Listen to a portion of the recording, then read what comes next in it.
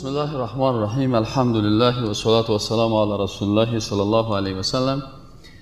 درس امروز ما و شما اصطلاح تعطیل است. طبعا در جمله اصطلاحاتی که در عقیده اسلامی بسیار مهم است اصطلاح تعطیل است. تعطیل اول در لغت میفهمیم که چی را میگن و در اصطلاح چی را میگن و تعطیل چند قسم است و چرا مشکل تعطیل پیش می و در عقیده خصوصا در نامهای الله سبحانه و تعالی و در صفاتش وقتی که تعطیل میرن یک قوم به نام معطله یاد میشن. معطله ای است کسایی هستند که صفات الله را تعطیل میکنن.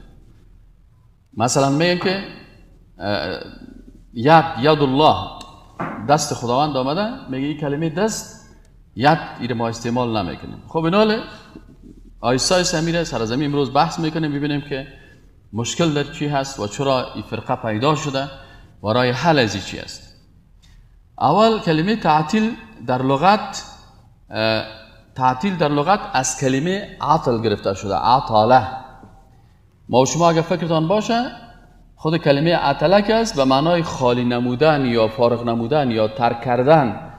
مثلا ما و شما روزای رخصتی را در ادبیات چی میگن؟ میگن ایام تعطیل. روزای چی میگن؟ تعطیل ایمانا که امروز کار چی است؟ معطل است. امروز کار ما چی کردیم؟ خدا از کار فارغ ساختیم و کار ترک کردیم و هر کس مثلا میره کارهای دیگر میکنه. از این خاطر تعطیل میگن و عرب ها کلمه تعطیل استعمال میکنن. مثلا میگن که عطلت المرأه. وقتی که میگن عطلت المرأه چی معنا میته؟ وقتی که همین خانم قار شده باشه و چیزی که زیوراتی گپاس کلشه کشیده و همون تو پیش شوهر خود بدون همه چیز آمده. ایناله اگر یک خانم زیورات خود استعمال نمیکنه، زیور نداره، اینو چی میگن؟ اینو میگن عطلت المرأه، وقتی که زیورات و لباسهای زینتی نپوشه. و در قرآن آیت شریف آمده که و بئر معطله. بئر معطله چی میگن؟ امو یک چای بود که متروکه ترک شده بود. بسیاری وقتا در فارسی با شما استعمال میکنیم قریه متروکه یا چای متروکه یا یک منطقه متروکه که سابق مردم از او چای استفاده میکردن، باز او را به خاطر از اینکه یا آبش خراب است یا خشک شده او چای را چی کردن؟ ترک کردن که قابل استفاده نیست. یا مثلا یک قریه هست در یک جای قریه سابق بود، حالا فعلا مردم یک طرف پیسه دار شدن و قریه خراب بود، حالا این طرفای خوب بر خود خانه‌های لوکس جور کردن، او خانه‌های قدیمی را هم ایلا کردن، باز میگن چی است؟ میگه قریه چی است؟ متروکه هست، اونجا نمیرن. پس کلمه معطله در قرآن هم اون کلمه معطله از همین کلمه عطله گرفته شده که به معنای ترک و فارغ شدن و رها کردن است. اما در تعطیلی که ما شما در اصطلاح عقیده اسلامی میخوانیم او چی است؟ انکار آنچه که الله سبحانه و تعالی به خود نسبت داده است. مثلا الله سبحانه و تعالی ذات است که قادر است، ذات است که خودش اختیار داره، ذات است که هر چیزی که بخواه ما سوال میشیم او رو که سوال کرده نمیتونه، پس چیزی که برای خود نسبت داده ما او رو قبول میکنیم. این حالا اگر یک نفر میخیزه این مسئله عقل خود در کار میپرده و فلسفه در کار میپرده که والا اینی صفته که من نمیگم و ایره ما ترک میکنم و ما کلمه مثلا ید مثلا استعمال شده ید الله، بسیاری کسا میگن نه والا ما کلمه ید اگر بگوییم باز اینجا خود تشبیه می، از این خاطر ما ید نمیگیم، دست نمیگیم برای الله سبحانه و تعالی. چی میگیم؟ ما این کلمه ید بیخی معنایش تغییر میتن، میگه این معنایی که به معنای ید است ایره بیخی معطل قرار میتیم، ایره ما نمیگیریم، عوضش ید به معنای قدرت یا به معنای دیگه ترجمه میکنن. اینمی قسم وجه را، اینمی قسم قدمه، این بسیار چیز است. همین علت است همین تعطیل صفات که است که یک فرقه اعتقادی خطرناک که او حتی مؤمن گفته نمیشه به نام معطله یک فرقه پیدا شده که یا چی میکنن؟ صفات الله سبحانه و تعالی را معطل قرار میدن. اینال انکار آنچه که الله به خود نسبت داده است. الله سبحانه و تعالی بر خود نسبت داده، گفته که ید الله، وجه را به خود نسبت داده، قدم مثلا آمده است، وقتی که آمده الله بر خود نسبت داده، این ما معطل قرار بدیم به چی صلاحیت؟ آیا حق ما داریم؟ و چرا همین فرقی که این معطل قرار میده چرا این قرار میده؟ خب پس انکار آنچه که الله سبحانه و تعالی به خود نسبت داده است. اقسام تعطیل. تعطیل چند قسم است؟ اینال در تعطیل یکی خود در اسماء و صفات می، این قسم سوم است. اول تعطیل محض یا کلی هست. تعطیل محض یا کلی چی رو میگه؟ که یک نفر تمام احکام الله را معطل قرار میده و ترک میده و میگه هیچ خداوند قرآن کتاب نفرستاده، قرآن کلام خداوند نیست، احکام الله نیست، این کلش معطل قرار میده، میگه من هیچ به چیز عمل نمیکنم. پس این چی رو میگن؟ این تعطیل محض یا تعطیل کلی میگن که کل در مجموع کل دین این انکار میکنه. پس این انسانی که کل دین انکار میکنه کافر است و بیدین است و از قرآن و از کتاب‌های آسمانی از همه چی منکر است. این تعطیل محض یا کلی هست. دوم قسم تعطیل در عبادات است. تعطیل در چی هست؟ در عبادات. این تعطیل در عبادات چه قسم است؟ تعطیل در عباداتی است که مثلا یک نفر یک عبادت ترک میکنه. چه قسم عبادت ترک میکنه؟ مثلا نماز نمیخونه یا سجده نمیکنه یا سجده میکنه به الله او رو تعطیل میکنه، میره سجده را به غیر الله میکنه، یا نماز به غیر از نام الله میخونه، یا نذر به غیر از نام الله به کسی دیگه میگیره. این تعطیل چی میگن؟ تعطیل عبادات میگن. و قسم سومش تعطیل کمال صفات است. تعطیل کمال صفاتی است که الله سبحانه و تعالی مجموعه از صفات در قرآن عظیم الشان به خود نسبت داده و یا رسول اکرم صلی الله علیه و سلم بعضی از صفات برای الله سبحانه و تعالی نسبت دادن. این فرقه معطله چی میکنن؟ امی اسما و امی صفات چی میکنن؟ انکار میکنن و معنایش میگه ما قبول نداریم و برای یک معنای دیگه، یک صفت دیگه را در داخل میکنن و میگن که این به این معنا هست. پس تعطیل چند قسم شد؟ 3 قسم شد. یکی تعطیل کلی شد که کاملا یک از دین انکار بکنه، یکی تعطیل در جزئیات است که مثلا بعض عبادات یا انجام نمیده یا به کی انجام میده؟ به غیر الله انجام میده، به کسی دیگه انجام میده. و قسم سوم تعطیل چی شد؟ تعطیل کمال صفات شد که بعضی از صفات الله سبحانه و تعالی را معنایش انکار میکنه و میگه که ما ایره به این شکل معنا نمیکنیم. خب اینا اینجا تشریح میکنه، میگه تعطیل محض یا کلی. انکار خالق، یعنی گفتیم که تعطیل کلی چی است؟ قسم اولش تشریح کرد که یا از وجود خالق انکار میکنن، یا انکار کلام دین یا کلام خالق ایری چی میکنن؟ انکار میکنن، از قرآن انکار میکنن، این هم تعطیل گفته میشه. یا انکار عبادات ها را، میگه هیچ عبادت وجود نداره، یا هیچ شریعت خالق مکمل انکار میکنن، میگه ایواز قانون الله مثلا قانون امریکا را میاریم یا قانون فرانسه را میاریم، ایواز شریعت الله قانون غیر الله را تطبیق میکنیم. اینیا فرقه هایی هستند که یا کاملا دین چی میکنن؟ تعطیل میکنن، از قبول ندارن. و قسم دومش چی گفتن؟ گفتن تعطیل عبادات خالق است، یعنی معطل دادن عبادت است که یا به مخلوق و یا بالکل ترک میگرده. تعطیل عبادات چی است؟ که یا کاملا ترکش میکنه، یک کس عبادت نمیکنه، یا امور عبادت برای یک مخلوق انجام میده. پس در هر دو صورت این قسم دومش است، این هم تعطیل عبادات گفته میشه. و قسم سومش گفتیم تعطیل کمال الهی است. الله سبحانه و تعالی وقتی که مجموعه از صفات برای خود نسبت داده، معنایش چی است؟ معنایش چی است که این صفات دلالت به کمال خالق میکنه. اینا اگر یک صفت از صفات خالق معطل قرار داشته شود، در حقیقت کمال خالق چی میشه؟ معطل قرار داده میشه و به او انکار میشه. از این خاطر این بسیار خطرناک است کسایی که مثلا با حذف، انکار و یا تعویل بعضی از اسما و صفات صورت میگیرن. بعضی از نام‌ها را بیخی حذف میکنه، میگه نه هیچ نیست، یا انکار میکنه، میگه هیچ وجود نداره، این هم تعطیل شد. یا معنایش تعویل میکنه، میگه مثل که ما شما گفتیم ید، میگه ید به معنای قدرت است. خب اونجا قدرت، خب ان الله علی کل شیء قدیر، پس صفت قدرت خو از کلمه قدیر و از قادر گرفته میشه. تو ید آل بر قدرت وقتی که ترجمه کردی خیاط چی شد؟ این آل ای کلمه ید که به معنای دست است، این معطل قرار گرفت، یعنی معنایش است که الله سبحانه و تعالی دست نداره یا ید نداره. آله خب چرا اینه میگن؟ پس آنتر اینال براتون تشریح میکنم که مشکلشان دمی چی است. مشکل فرقه معطله که اینا تعطیل میکنن بعضی از صفات یا تعویل میکنن یا نمیپذیرن، مشکلشان چی است؟ دلیلشان چی است؟ و رد دلیلشان چی است؟ اونا چی دلیل میگن و آیا دلیلشان درست است یا غلط و چه قسم رد میشه؟ یا 3 مشکل اساسی دارن. مشکل اول چی است؟ که اهل تعطیل مشکل تشبیه و تمثیل دارن، یعنی ذهنن مشکل تمثیل و تشبیه دارن و برای فرار از این مشکل مجبور به تعطیل میشوند. و اگر آیت لیس کمثلی شیء را با قناعت ایمان می داشتن، نیازی به تعطیل نمی داشتن. سعی کنیم. اصلا فرقه معطله مشکلشان در چی است؟ یا مشکل تشبیه و تمثیل داره. خوب فکرتان بگیریم. مثلا وقتی که ید الله را میخوانه میگه خب وقتی که گفتی ید الله یعنی دست خداوند، این فوراً چون ذهنم اما تا اول ید الله را با ید خود تشبیه میکنه. ذهنم در این مشکل است. این حالا ولی اگر من ید بگویم دست بگویم خب باز تشبیه میکنه دست من. حالا تو چرا دست خدا پیش میکنی؟ متوجه هستی؟ بگو که لیس کمثله شیء. حالا سعی کنید شما دست داره. مرچ دست داره نداره؟ گوسفند دست داره نداره؟ داره. شتر دست داره نداره؟ پرنده ها دست داره ندارن؟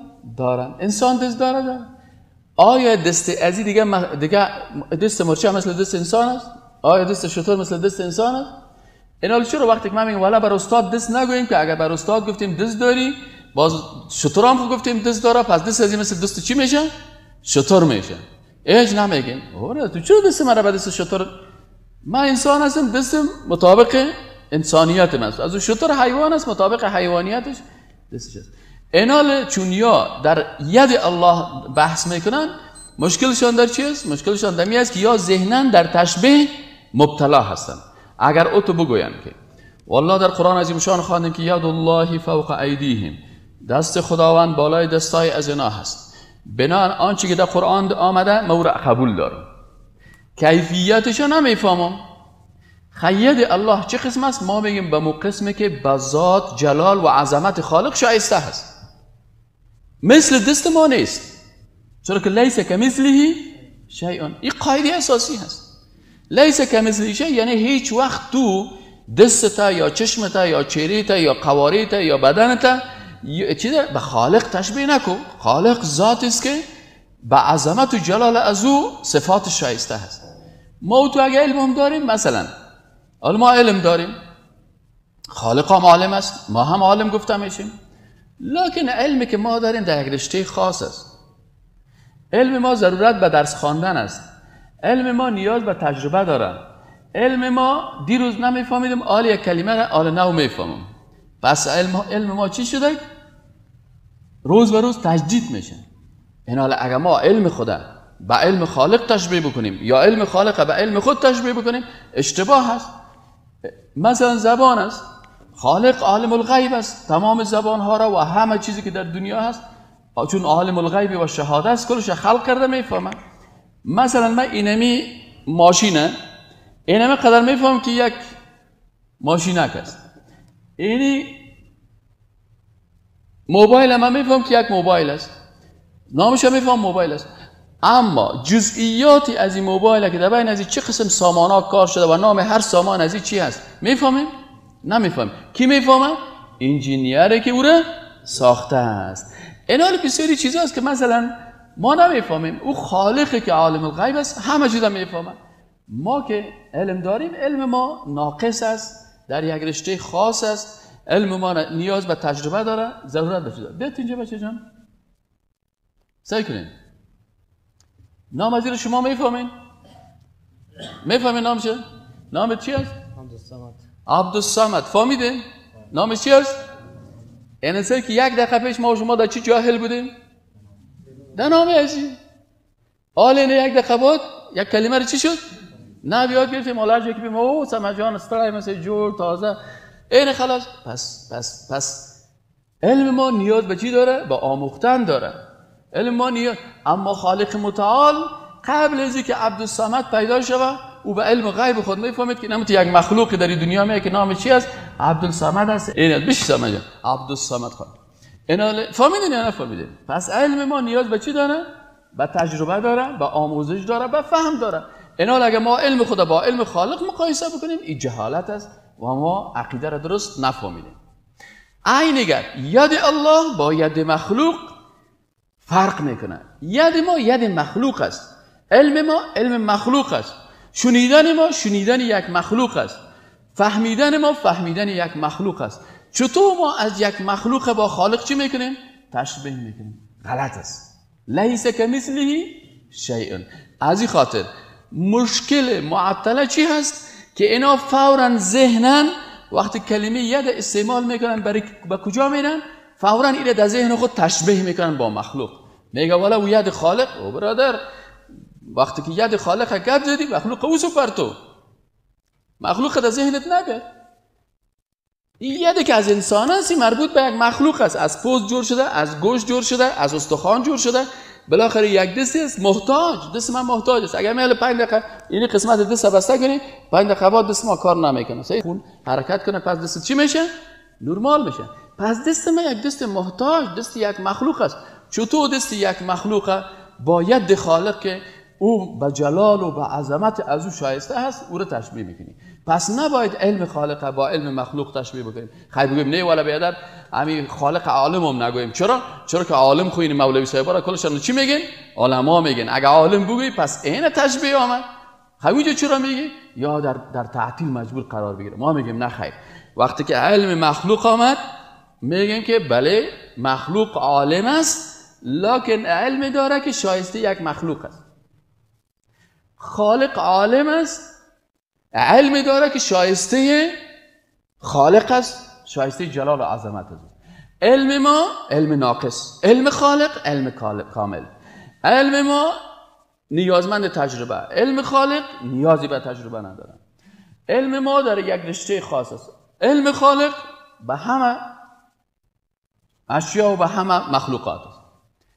پس چطور تو علمت با علم خالقی که او تمام مخلوقات خود به او عالم غیب شهادت است، از قلب چینایی و از فکر چینایی و از آنچه که چینایی میگه و در قلبش میگه داره میفهمه. از این خاطر وقتی که علم خالق با علم مخلوق تشبیه نمیکنیم، چون تشبیه نمیکنیم نیاز نداریم که ما تعطیلش بکنیم. پس میگیم مخلوق عالم است با مو اندازه‌ای که شایسته مخلوقیش است. خالق عالم است با مو علمی که مطابق جلال و عظمت خالق است. مخلوق دست داره به مو شکلی که شایسته این مخلوق است، عاجزی و ناتوانیش.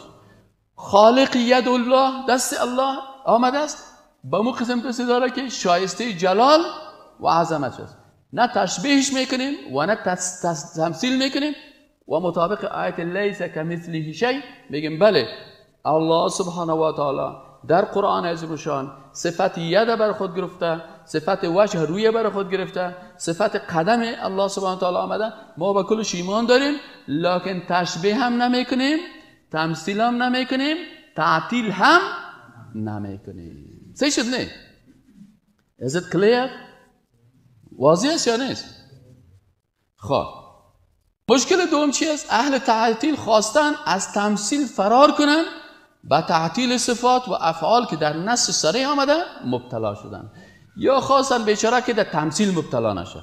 نه نه نه نه نه ما عالم نمیگیم. چرا نمیگه عالم؟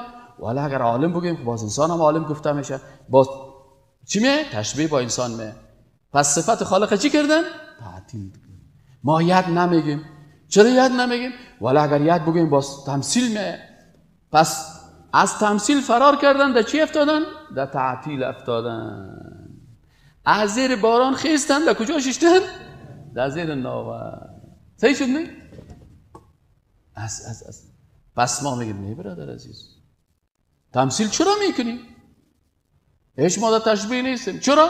ذهنن وقتی که من از یک مسلمان قرآن خوانده میگیم که یاد الله فوق ایدیهم، دست خداوند بالای دستای از اینا هست، بنابراین من آنچه که الله به خود نسبت داده قبول دارم. آل در کلمه ید تمثیل نمیکنیم، نمیگیم که مثل فلانی است. لیس کمثله شیء قاعده برام داده شده، فرمول در کلمه است.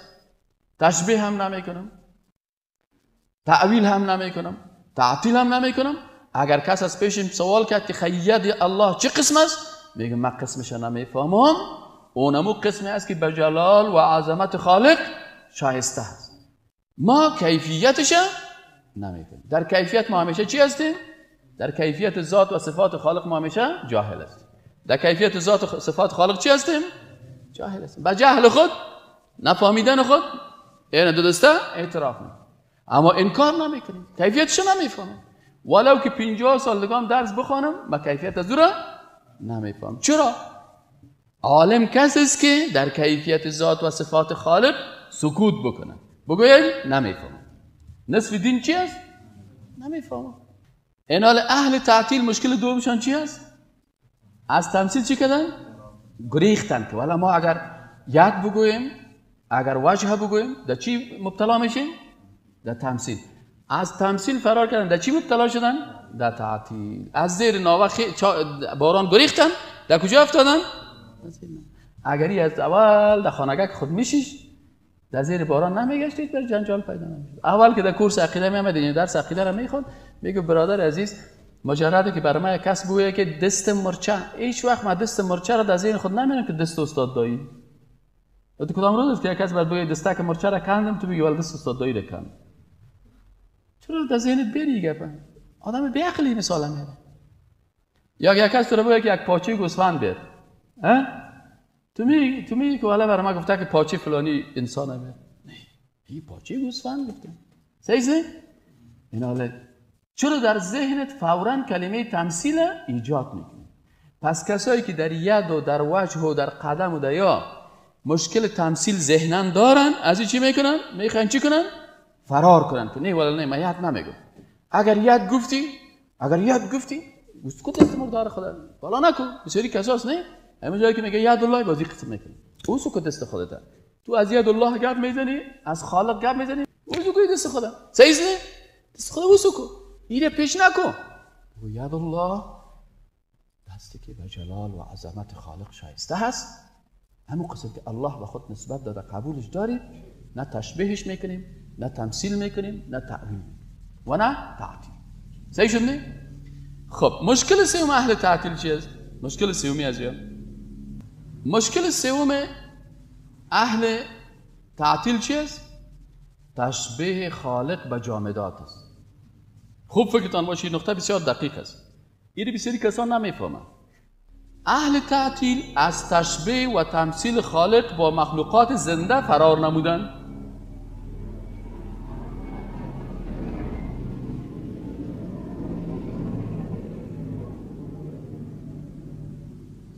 اهل تعطیل از چی فرار کردن؟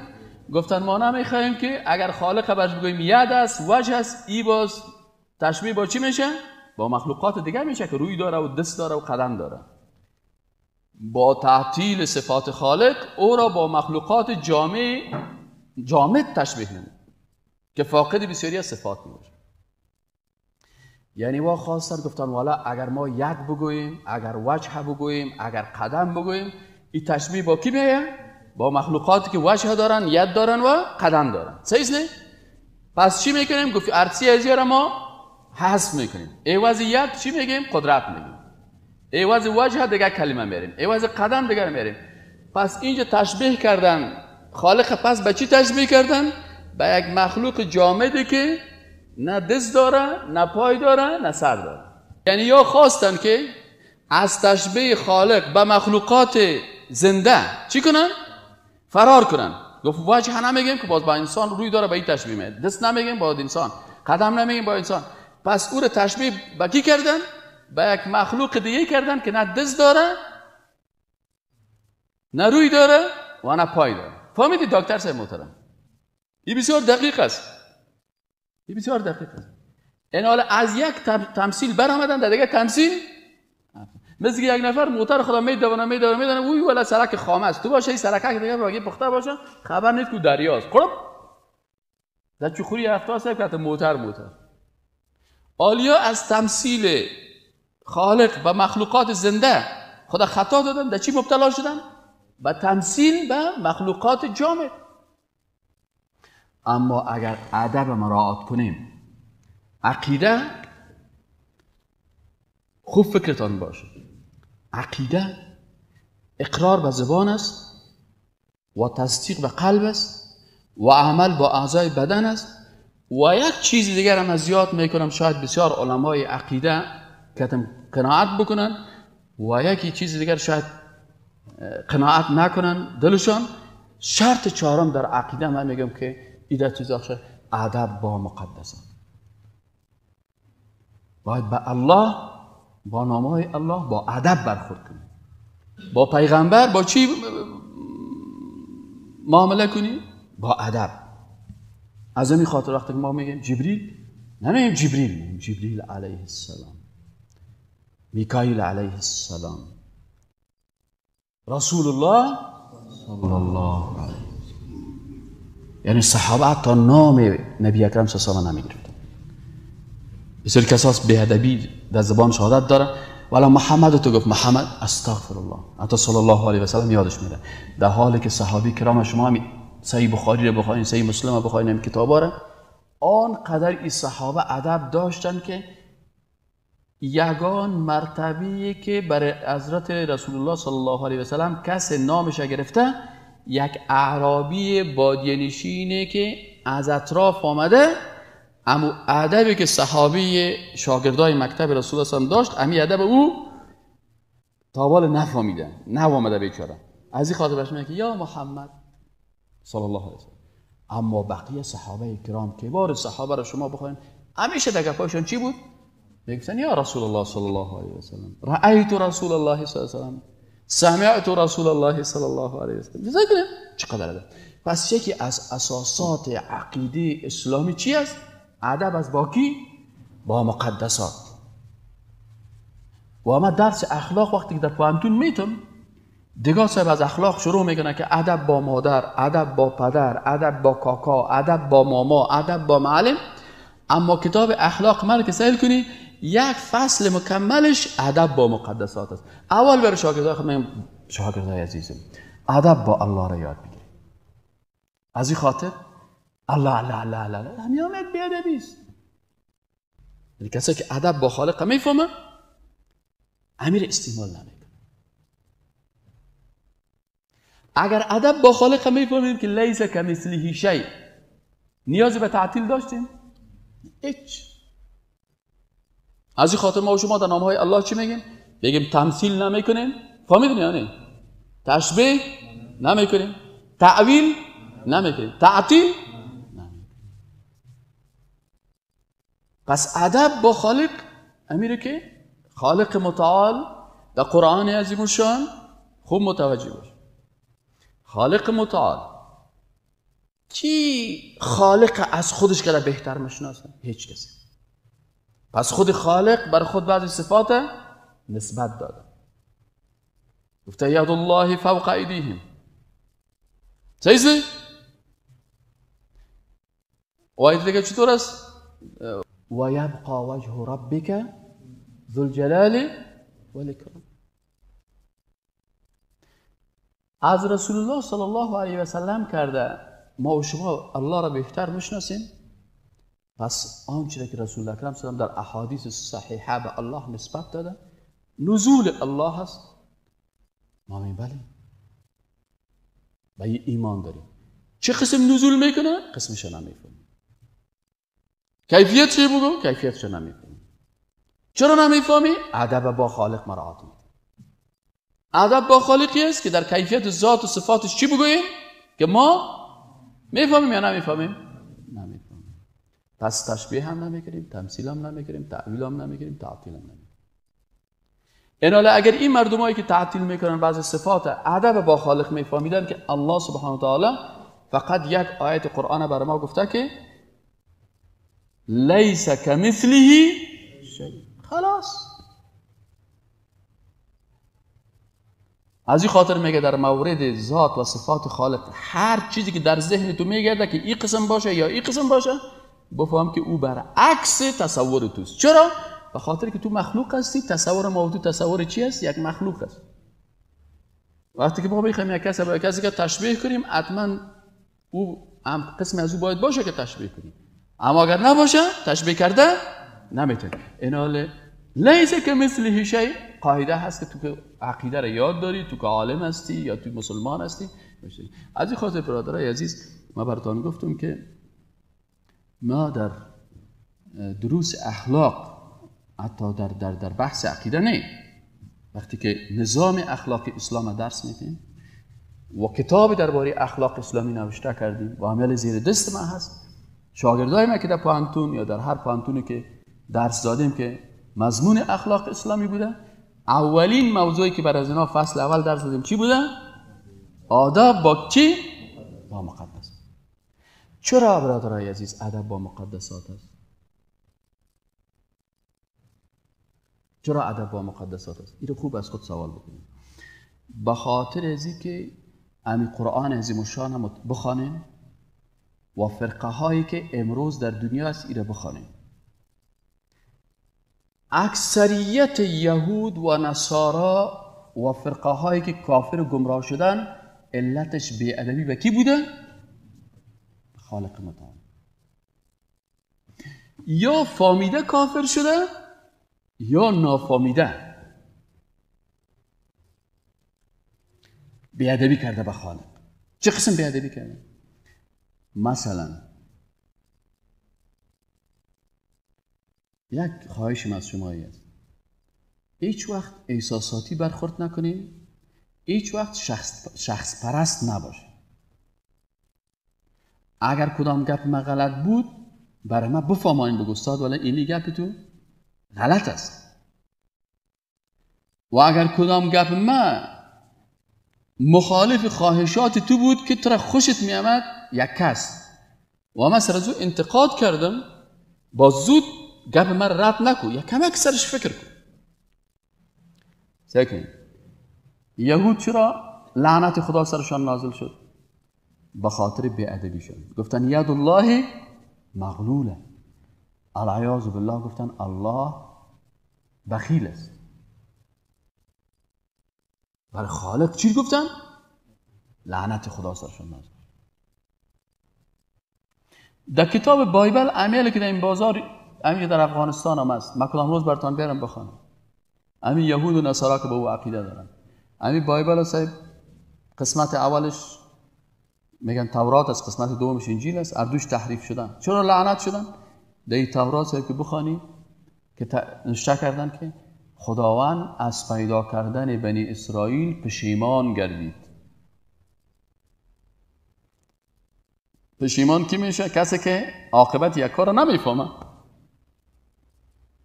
تیز نه؟ مثلا تو در کفتری عاشق شدی، تیز نه؟ رفتی که سر یک دختر در روی سرک عاشق شدی، خب بالاخره صاحب عکس از او رسم کردی و قلبت شگرفتی رسم کردی و باز تیر گرفتی و باز مسیج روان کردی، بالاخره صاحب آوردی ویرا واسطه و پدر بگو مادر بگو والا صاحب بدون از این همیشه و من میگیرم و عاشق هستم و چطور هستم. خب بالاخره امروز نکاح کردی. 3 ماه بعد از نکاح صاحب که جاری آشپزخانه را که گرفت دم کله زد، دلت از زندگی سیاه کرد. گفت او والا مثلا کاش که من از روی سرک عاشقی نمیکرد، کاش که میرفتم یک دختر با ایمان قرآن خوان با حجاب دیندار میگرفتم کتم گزارا میکرد. این خود صاحب والا صبحی صاحب که یک دفعه سرما را گرفت که چشم صاحب سرما کرد که سیل کنه نفس تا میکشه. پس انسان چرا پشیمان میشه؟ به خاطر عاقبت یک کار نمیکنه. این حال پشیمانی دلایل چی است؟ دلالت به جهل میکنه نمیکنه. این حال کسی که به خالق پشیمانی نسبت میده چی میشه؟ بیادبی کرد نکرد بگوین. اگر مثلا یک نفر حیران میمانه، اون روز یک شعر خواندن و بچه گفتم نخوانی شعر احتیاط. حیران ماندن خوب دکتر صاحب فکر طبیعی میگه حیران ماند. چون آدم حیران میمانه؟ مثلا من میبینم که یک کسی هست از او بسیار باور میکنم که والا همین آدم بسیار آدم خوب است، فکر میکنم که همین از جان بچه بسیار خوب است و نام خدا خوب دین هم میفهمه و خوب عقیده هم میفهمه و خوب قرآن هم ترجمه میکنه. یک روز سهل میکنم که انس نماز نمیخونه، اصلا نماز پیشین تیر شدی قرار خواست. حیران میمونم نمیمونم. چرا حیران میمونم؟ به خاطری که من کلی چیز نمیفهمم. این حال آدم وقتی که حیران میمونه علتش چی است؟ که عاقبت یک کار نمیفهمه. سبحان ربک رب العزت عما یصفون. پاک است، سبحان پاک است، ربک پروردگار تو، رب العزت، رب با عزتی که تمام چیزها را میفهمه و عالم غیب شهادت است، اما یصفون از آن چیزی که اینا توصیف میکنن. و سلام علی المرسلین، الله میگه سلام الله بر پیغمبرها، چرا که بسیار با ادب بودن و کلماتی که بدون از وحی است استعمال نمیکردن. سبحان ربک رب العزة اما یصفون و سلام علی المرسلین والحمد لله رب العالمین. یعنی شما خودتان باز بعضی کسا را وقتی که من انتقاد میکنم سر یگان کس، باز که میگم باز میگه که والا این شعر خوش نداره. نه خیر، شعر خوب چیز است، اما مثل یک سخن است. صحیحه صحیح، خوبش خوب است، حسنه حسن و قبیحه قبیح. شاعر سخن میگه. کمال شاعر همه قدر است که او همو کلام منصور خودم منظوم میگه. ما تو به نثر گپ میزنیم، او به نظم گپ میزنه. پس اگر خوب گفت خوب است، نه در افغانستان چی گپ است؟ والا صاحب سر شاعرها گپ نزنیم. چرا؟ شاعرها صاحب معصوم هستن، رتبهشان از پیغمبرها که بلندتر است، هیچ اشتباه نمیکنن، کلشان عالم بودن.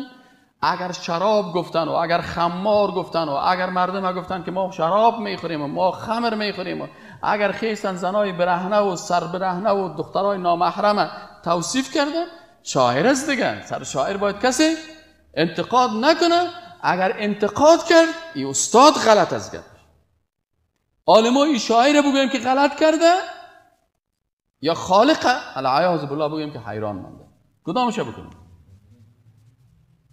حالا شاعر غلط کرده یعنی گپ سر چی است؟ مخلوق است. من تقاضایم از مردم افغانستان، از شعرا و از ادبا و از دانشمندا و از مردم همی است که برشان بگم برادر عزیز و محترم، به شاعران ما احترام داریم. خود رسول اکرم صلی الله علیه و سلم 3 شاعر داشت. چند شاعر داشت؟ 3 شاعر داشت. و من ماستریم در ادبیات گرفتیم در لیبیا، در فقه و قانون باز در کابل گرفتیم. ماستری خودم من 3 سال مکمل وقت خود چی تیر کردیم؟ در ادبیات، در شعر.